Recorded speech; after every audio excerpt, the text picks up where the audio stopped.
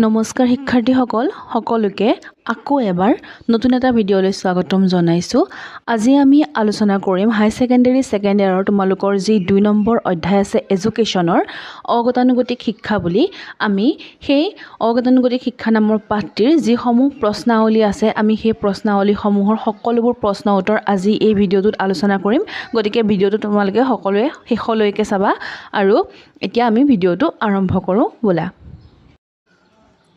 তোমালোকৰ প্ৰথমতেই দিয়া হৈছে শিক্ষাৰ্থীৰ কাম বুলি শিক্ষাৰ্থীৰ কাম 4 বুলি এনেকৈ তোমালোকক প্ৰশ্ন কেইটামান দি থোৱা আছে। তাৰে প্ৰথমটো প্ৰশ্নত তোমালোকক সুধিছিলে যে দূৰত্ব শিক্ষা বুলিলে কি বুজা। গতিকে ইয়াৰ উত্তৰত তোমালোকে লিখিব পাৰা যে 4 বেৰৰ ভিতৰত আবদ্ধ নহৈ দূৰৰ পৰাই যি শিক্ষা প্ৰদান কৰাৰ ব্যৱস্থা আছে সেই ব্যৱস্থাকে আমি কি বুলি ক'ব পাৰোঁ, দূৰত্ব শিক্ষা বুলি ক'ব পাৰোঁ। দূৰত্ব শিক্ষা কেতিয়াও 4 বেৰৰ মাজত আবদ্ধ নহয়, হয় নাই? আমাৰ আনুষ্ঠানিক শিক্ষা যেনেদৰে 4 বেৰৰ মাজত আবদ্ধ হয়নে? আমি সকলোবোৰ একে বয়সৰ সমান বয়সৰ ল'ৰা ছোৱালী আমি শিক্ষা তাত লওঁ, কিন্তু দূৰত্ব শিক্ষা তেনেকুৱা নহয়। 2 নম্বৰ প্ৰশ্নটো তোমালোকক সুধিছিলে দূৰত্ব শিক্ষাৰ এটা সংজ্ঞা দিয়া। উত্তৰত আমি লিখিব পাৰোঁ কি বুলি যে কিগানৰ মতে দূৰত্ব শিক্ষাই দূৰ শিকন আৰু দূৰ শিক্ষণ এই দুয়োটাকে প্ৰতিনিধিত্ব কৰে। দূৰ শিক্ষাই দূৰৰ পৰা শিকা আৰু দূৰৰ পৰা শিক্ষা প্ৰদান কৰা এই দুয়োটাকে কি কৰে, বুজায়, প্ৰতিনিধিত্ব কৰে। কাৰ মতে? কিগানৰ মতে। 3 নম্বৰ প্ৰশ্নটোত দিয়া আছে মুক্ত শিক্ষা বুলি কাক কোৱা হয় বা মুক্ত শিক্ষা কাক বোলে। উত্তৰত আমি লিখিব পাৰোঁ যি শিক্ষা ব্যৱস্থাত শিক্ষাৰ্থীয়ে সম্পূৰ্ণ স্বাধীনতা ভোগ কৰিবলৈ সুবিধা পায়, স্ব-ইচ্ছাৰে আৰু স্বনিৰ্দেশিতভাৱে শিক্ষা লাভ কৰিব পাৰে, যি শিক্ষা ব্যৱস্থাত শিশুকেন্দ্ৰিক শিক্ষাক গুৰুত্ব দিয়া হয় তেনে শিক্ষাকে মুক্ত শিক্ষা বোলে। মুক্ত শিক্ষাত কি হয়, 3 বছৰীয়া পাঠ্যক্ৰমটো আমি 5 বছৰতো শেষ কৰিব পাৰোঁ। তাত কোনো নিৰ্দিষ্ট সীমা নাই যে ইমান বছৰৰ ভিতৰতে তোমালোকে শেষ কৰিব লাগিব। 2 বছৰ হয়তো তোমালোকক বঢ়াইও দিব পাৰে। মুক্ত শিক্ষাত সেইটো এটা সুবিধা আছে, কিন্তু আমাৰ আনুষ্ঠানিক শিক্ষাত সেইটো সুবিধা নাইকিয়া। আমি ইয়াৰ পিছৰটো প্ৰশ্ন চাওঁ। 4 নম্বৰ প্ৰশ্নটো দিয়া আছে মুক্ত বিদ্যালয়ৰ শিক্ষাৰ্থী কোন হ'ব পাৰে। গতিকে কোন হ'ব পাৰে?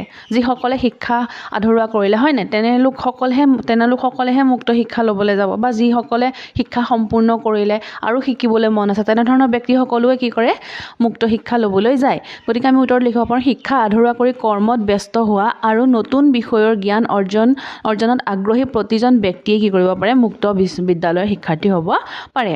5 নম্বৰ প্ৰশ্নটোত সুধিছে যে কি বুলি মুক্ত বিদ্যালয়ৰ স্থাপন কৰাৰ উদ্দেশ্যসমূহ কি কি আছিলে। গতিকে আমি উত্তৰত লিখিব পাৰোঁ মুক্ত বিশ্ববিদ্যালয় স্থাপন কৰাৰ উদ্দেশ্যসমূহ হ'ল যে এইটো বিদ্যালয় নহয়, এইটো বিশ্ববিদ্যালয় হ'ব লাগিছিলে, প্ৰশ্নটো ভুলকৈ লিখা হ'ল। 1 নম্বৰত লিখা হৈছে যে জনসাধাৰণক নতুন জ্ঞান আৰু কৌশল আহৰণত সুবিধা প্ৰদান কৰা। গণদন্তীয় ত হ'ব লাগিছে, আহৰণত সুবিধা প্ৰদান কৰা। 2 নম্বৰতে আমি ক'ব পাৰোঁ উচ্চ শিক্ষাক শিক্ষক প্ৰধানৰ পৰিৱৰ্তে শিক্ষাৰ্থী প্ৰদান কৰি গঢ়ি তোলা। শিক্ষাক জীৱনজোৰা প্ৰক্ৰিয়া স্বৰূপে গঢ়ি তোলা এই শিক্ষাৰ আন এটা উদ্দেশ্য। 6 নম্বৰ প্ৰশ্নটো তোমালোকক সুধিছিলে, 6 নম্বৰ প্ৰশ্নটো দিয়া আছে যে মুক্ত বিশ্ববিদ্যালয় প্ৰথমতে ভাৰতৰ ক'ত আৰু কেতিয়া স্থাপন কৰা হয়। এইটো আমি সকলোৱে জানো, হয়নে? যে ভাৰতবৰ্ষৰ ক'ত প্ৰথমতে কৰা হৈছিলে, অন্ধ্ৰপ্ৰদেশৰ হায়দৰাবাদত প্ৰথমখন মুক্ত বিশ্ববিদ্যালয় স্থাপন কৰা হৈছিলে। কিমান চনত কৰা হৈছিলে? 1882 চনত। আমি পিছৰটো প্ৰশ্ন চাওঁ। অসমত স্থাপন কৰা মুক্ত বিশ্ববিদ্যালয়খনৰ নাম কি ৰখা হৈছে? কৃষ্ণকান্ত সন্দিকৈ ৰাজ্যিক মুক্ত বিশ্ববিদ্যালয়। ইয়াৰ পিছতে প্ৰশ্নাৱলী আছিলে। প্ৰশ্নাৱলীৰ প্ৰথমটো প্ৰশ্ন দিছিলে কি বুলি অগতানুগতিক শিক্ষা বুলিলে কি বুজা, ইয়াৰ বৈশিষ্ট্যসমূহ আলোচনা কৰা। গতিকে প্ৰথমতে আমি কি লিখিব লাগিব, প্ৰশ্নটোৰ এই অংশখিনি লিখি ল'ব লাগিব উত্তৰটো, হয়নে? অগতানুগতিক শিক্ষা বুলিলে কি বুজা। গতিকে এইখিনিৰ উত্তৰটো আমি প্ৰথমতে লিখি ল'ম।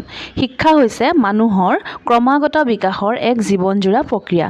এক অনুকূল পৰিৱেশত কোনো নিৰ্দিষ্ট লক্ষ্য আগত ৰাখি নিৰ্ধাৰিত নিয়ম প্ৰণালী, নিৰ্দিষ্ট শিক্ষা পদ্ধতি, নিৰ্ধাৰিত সময়সূচী, পৰীক্ষা ব্যৱস্থা, অনুশাসন আদিৰ পৰা শিক্ষাৰ্থীক যি শিক্ষা প্ৰদান কৰা হয় তাকেই অগতানুগতিক শিক্ষা বুলি কোৱা হয়। দন্ত্যটো নহয় এইখিনিত, নিয়ম প্ৰণালী। গতিকে আমি বুজি পাইছোঁ যে অগতানুগতিক শিক্ষা কি, যে কিছুমান নিৰ্দিষ্ট শিক্ষা পদ্ধতিৰ জৰিয়তে বা কিছুমান নিৰ্দিষ্ট সময়সূচীৰ জৰিয়তে কি কৰা হয়, শিক্ষাৰ্থীক শিক্ষা প্ৰদান কৰা হয় আৰু তাৰ জৰিয়তে কি কৰা হয়, শিক্ষাৰ্থীক চাৰ্টিফিকেটো দিয়া হয়। ঠিক আছে, আৰু পৰীক্ষা ব্যৱস্থাও তাত আছে। তেনে শিক্ষা ব্যৱস্থাক আমি কি বুলি কওঁ, অগতানুগতিক শিক্ষা বুলি কওঁ। এইটো প্ৰশ্নৰে পিছৰ অংশত সুধিছে যে ইয়াৰ বৈশিষ্ট্যসমূহ আলোচনা কৰা। গতিকে আমি লিখিম যে অগতানুগতিক শিক্ষাৰ বৈশিষ্ট্যসমূহ হ'ল সমাজৰ প্ৰতিটো শ্ৰেণীৰ লোকৰ বাবে এই শিক্ষা ব্যৱস্থা প্ৰৱৰ্তন কৰা হৈছে। অকল এক শ্ৰেণীৰ লোকৰ বাবে নহয়, সকলো শ্ৰেণী যোনে বিচাৰে সিয়ে অগতানুগতিক শিক্ষা লাভ কৰিব পাৰিব। 2 নম্বৰটো বৈশিষ্ট্য হৈছে যে অগতানুগতিক শিক্ষাৰ পৰিসৰ অত্যন্ত ব্যাপক, সমাজমুখী আৰু গণতান্ত্ৰিক। 3 নম্বৰ বৈশিষ্ট্যটো হৈছে অগতানুগতিক শিক্ষাত শিক্ষাদানতকৈ শিক্ষা গ্ৰহণতহে অধিক গুৰুত্ব দিয়া হয়। যে শিক্ষা কেনেকৈ প্ৰদান কৰিব তাৰ ওপৰত ইমান বেছি গুৰুত্ব দিয়া নহয়, শিক্ষা কেনেকৈ শিক্ষাৰ্থীয়ে ল'ব, গ্ৰহণ কৰিব তাৰ ওপৰতহে গুৰুত্ব দিয়া হয়। শিক্ষা প্ৰদানত বেছি গুৰুত্ব দিয়া নহয়, বুজি পাইছানে? শিক্ষা গ্ৰহণতহে গুৰুত্ব দিয়া হয়।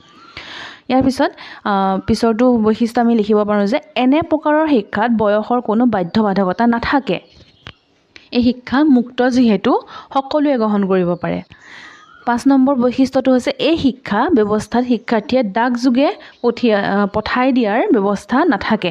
শিক্ষাৰ্থীয়ে কি কৰিব নোৱাৰে যে ডাকযোগে তেওঁলোকে যিসমূহ পৰীক্ষা থাকে সেই পৰীক্ষাসমূহৰ উত্তৰ তেওঁলোকে লিখি পেলাই ডাকযোগে পঠাই নিদিয়ে, কিন্তু কিতাপসমূহ কেতিয়াবা কি কৰা হয় ডাকযোগে পঠাইও দিব পৰা ব্যৱস্থা থাকে।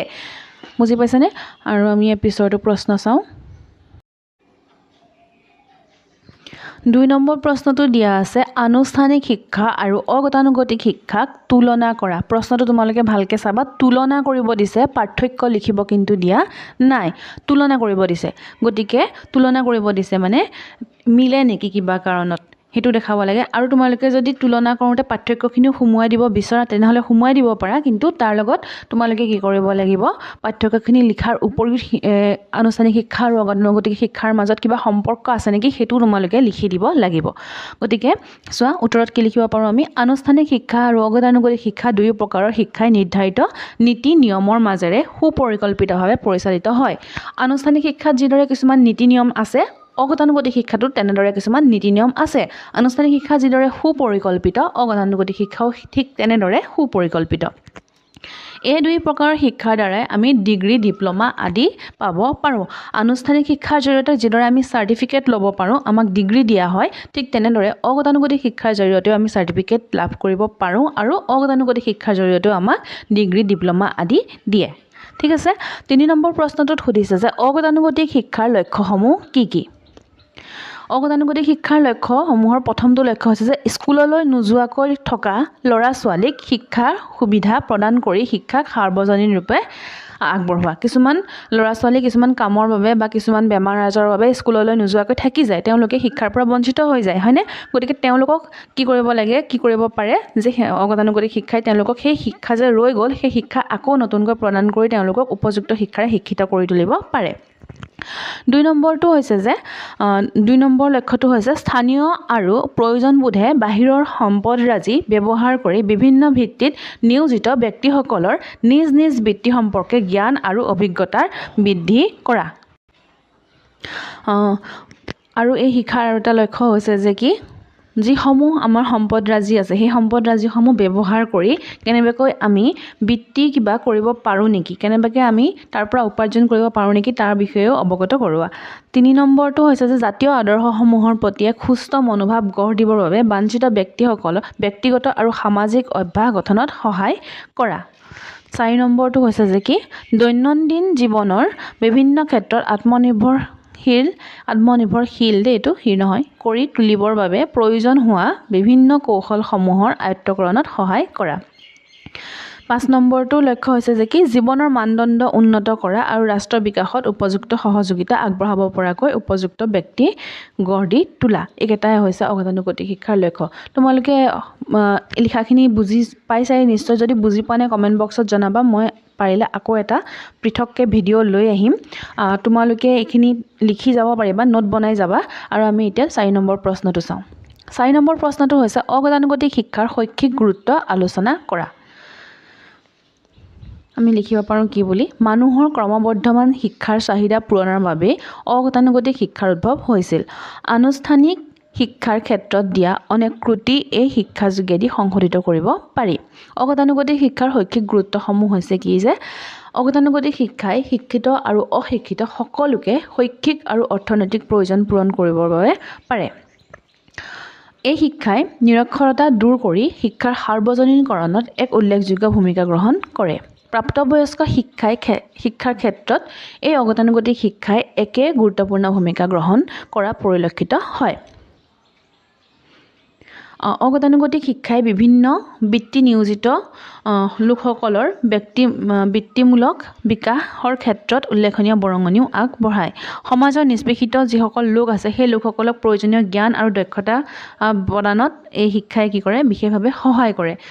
এই শিক্ষাই মূলতঃ কি কৰে যিসমূহ শিক্ষাৰ্থীয়ে উপযুক্ত শিক্ষা নোপোৱাকৈ ৰৈ গৈছিল, তেওঁলোকে সমাজৰ বিভিন্ন কথা নজনাকৈ ৰৈ গৈছিল বা দেশৰ বিভিন্ন কথা নজনাকৈ ৰৈ গৈছিল, সেই লোকসকলক কি কৰে সাক্ষৰ কৰি গঢ়ি তোলে। সেই লোকসকলক সেই কথাবোৰ জনোৱাত সহায় কৰে যে জীৱনটো চলি যাবলৈ যি শিক্ষাৰ প্ৰয়োজন হয় সেই শিক্ষাসমূহ প্ৰদানত কোনে গুৰুত্ব দিয়ে, অগতানুগতিক শিক্ষাই গুৰুত্ব দিয়ে।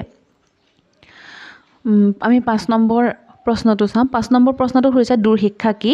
দূৰ শিক্ষাৰ তাৎপৰ্য ব্যাখ্যা কৰা। ইয়াতো দুটা পাৰ্ট দিয়া হৈছে। প্ৰথমটো পাৰ্টত সুধিছে দূৰ শিক্ষা কি আৰু দ্বিতীয় পাৰ্টটোত কৈছে যে দূৰ শিক্ষাৰ তাৎপৰ্য ব্যাখ্যা কৰা। ইয়াৰ লগে লগে তোমালোকক কওঁ যে তোমালোকে যদি চেনেলটোত প্ৰথমবাৰৰ বাবে আহিছা তেনেহ'লে চেনেলটো ছাবস্ক্ৰাইব কৰি দিবা আৰু ভিডিঅ'টো যদি চাই ভাল পাইছা তেনেহ'লে লাইক কৰিবা, কাৰণ তোমালোকৰ এটা লাইকে আমাক উৎসাহিত কৰে কাম কৰিবলৈ। গতিকে আমি ইয়াৰ উত্তৰটো চাওঁ এতিয়া ব'লা। দূৰ শিক্ষা হৈছে যে কি অগতানুগতিক শিক্ষাৰ অন্যতম দিশ হ'ল দূৰ শিক্ষা।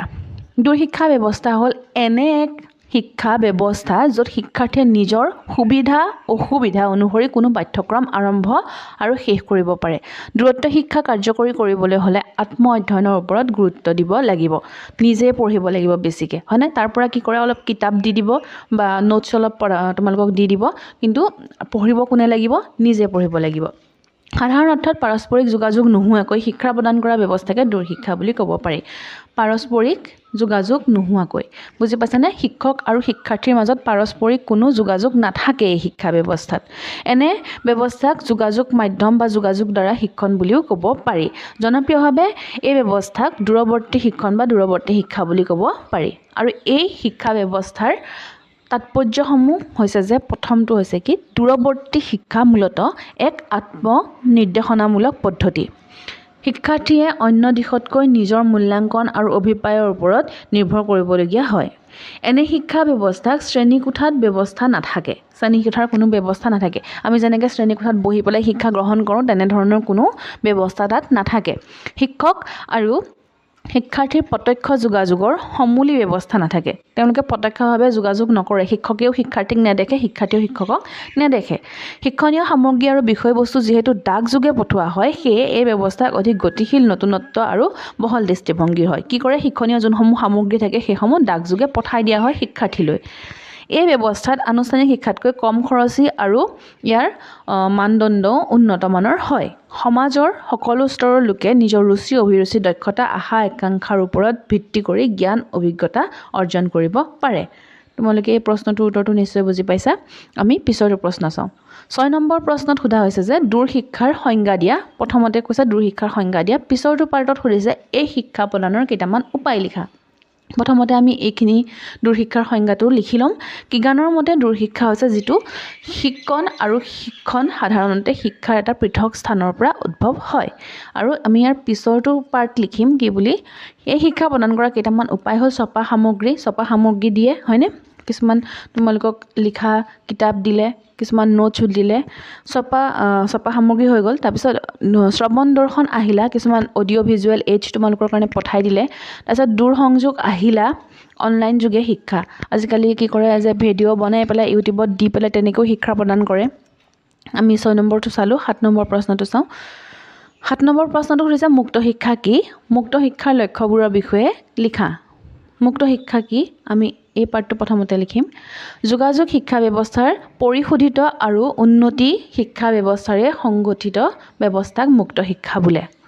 মুক্ত শিক্ষা কাক বোলে? যে যোগাযোগ শিক্ষা ব্যৱস্থাৰ পৰিশোধিত আৰু উন্নতি শিক্ষা ব্যৱস্থাৰ যি সংগতিক তাকেই মুক্ত শিক্ষা বোলে মুক্ত শিক্ষাক যোগাযোগ শিক্ষা বুলিও ক'ব পাৰি মুক্ত শিক্ষাৰ লক্ষ্যবোৰৰ বিষয়ে লিখা মুক্ত শিক্ষাৰ লক্ষ্যবোৰ হৈছে যে কি দেশৰ সকলো পৰ্যায়ৰ নাগৰিকে যাতে সমান পৰিমাণে শিক্ষা লাভৰ সুযোগ পায় তাক কাৰ্যকৰী কৰা দেশৰ সৰহ সংখ্যক ব্যক্তিয়ে যাতে উচ্চ শিক্ষা ঘৰত থাকিয়ে লাভ কৰিব পাৰে তাৰ ব্যৱস্থা কৰা শিক্ষা আধাতে সামৰি কৰ্মত নিয়োগ হোৱা ব্যক্তিসকলক আধৰুৱা শিক্ষাখিনি সম্পূৰ্ণ কৰাৰ সুযোগ দান কৰা ইত্যাদি কিছুমান মানুহৰ কি বহুত সপোন থাকি যায় বহুত আশা থাকি যায় যে তেওঁলোকে মাষ্টাৰ ডিগ্ৰী কৰিব তেওঁলোকে কোনো এটা সাবজেক্টত বহুত বেছিকৈ পঢ়িব বহুত বেছিকৈ শিকিব সেই সাবজেক্টটোৰ বিষয়ে তেনেকৈ বহুত সপোন থাকি যায় কিন্তু কি হয় কিছুমান বেমাৰ আজাৰৰ ফলতেই হওক বা ঘৰুৱা কিছুমান সমস্যাৰ ফলতেই হওক বা কিছুমান আৰ্থিক সমস্যাৰ ফলতে হওক তেওঁলোকে শিক্ষা গ্ৰহণ কৰিব নোৱাৰে গতিকে তেনে লোকসকলক মুক্ত শিক্ষাৰ জৰিয়তে তেওঁলোকৰ সপোনবোৰ সম্পূৰ্ণ কৰাৰ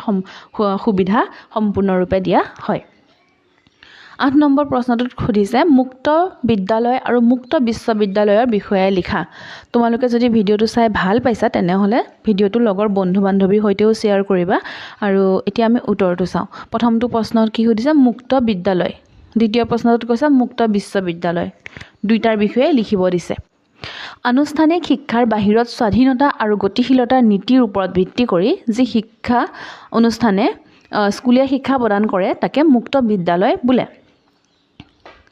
মুক্ত বিদ্যালয়ৰ শিক্ষাদান ক্ৰিয়াটো মুক্তভাৱে সম্পন্ন কৰা হয় শিক্ষাদান প্ৰক্ৰিয়াত কোনো আনুষ্ঠানিক ধ্যান ধাৰণা নাই ৰেডিঅ' দূৰদৰ্শন ভিডিঅ' কেছেট টেপ ৰেকৰ্ডাৰ আদিৰ লগতে শ্ৰৱণ দৰ্শন আহিলাৰ মাধ্যমেৰে শিক্ষা দান কাৰ্য বাস্তৱমুখী কৰি তোলা হয় এইটো হৈছে মুক্ত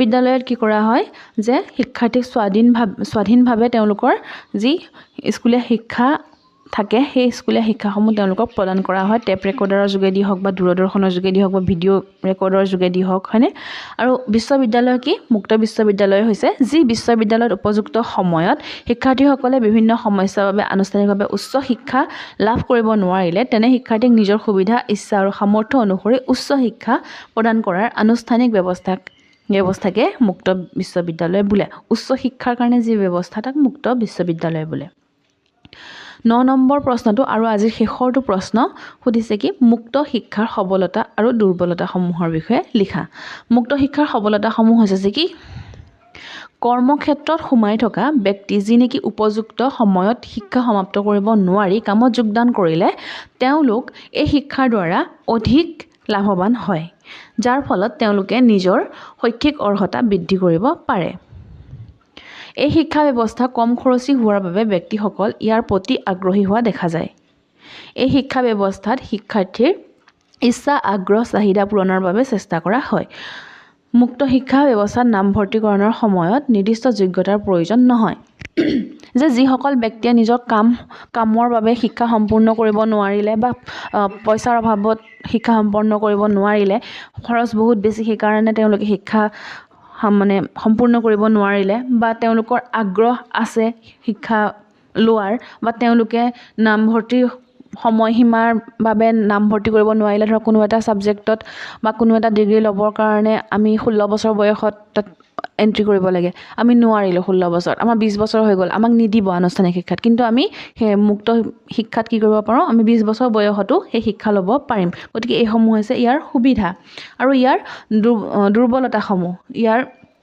দুৰ্বলতাসমূহ হৈছে অসুবিধাসমূহ হৈছে যে প্ৰথমটো হৈছে যে মুক্ত শিক্ষা ব্যৱস্থা এতিয়াও অতি ভিতৰুৱা অঞ্চলবিলাকত আৰম্ভ কৰিবলৈ সক্ষম হোৱা নাই মুক্ত শিক্ষা সকলোবোৰ নিৰ্দেশক অভিজ্ঞতা সম্পন্ন নহয় মুক্ত শিক্ষা ব্যৱস্থা অধ্যয়নৰ সামগ্ৰীসমূহ সময়মতে অধ্যয়ন কেন্দ্ৰবোৰত পোৱা নাযায় মুক্ত শিক্ষাৰ পৰা একমাত্ৰ মধ্যবিত্ত শ্ৰেণীটোহে লাভান্বিত হোৱা দেখা যায় বুজি পাইছেনে একদম নিম্ন শ্ৰেণীৰ লোকসকলেও মুক্ত শিক্ষাৰ পৰা লাভান্বিত হোৱা নাইকিয়া আৰু কি হয় যে মুক্ত শিক্ষা ব্যৱস্থাত অধ্যয়নৰ যোনসমূহ সামগ্ৰী থাকে সেই সামগ্ৰীসমূহ সময়মতে আহি নাপায় বা যিসমূহ নিৰ্দেশক থাকে সেই নিৰ্দেশকসমূহৰ অভিজ্ঞতা যিমান থাকিব লাগে সিমান নাথাকে বা এই মুক্ত শিক্ষা একেবাৰে অতি যোনসমূহ ভিতৰুৱা গাঁও অঞ্চল থাকে সেই গাঁও অঞ্চলবিলাকলৈ বিয়পি পৰা নাইকিয়া গতিকে এই সমূহ হৈছে মুক্ত শিক্ষাৰ দুৰ্বলতা গতিকে তোমালোকে ভিডিঅ'টো চাই কেনে পালা কমেণ্ট বক্সত জনাবা আৰু কেনে ধৰণৰ ভিডিঅ' লৈ আহিব লাগে সেইটো তোমালোকে কমেণ্ট বক্সত জনাই দিবা আৰু ভিডিঅ'টো ইমানলৈকে চোৱাৰ বাবে বহুত বহুত ধন্যবাদ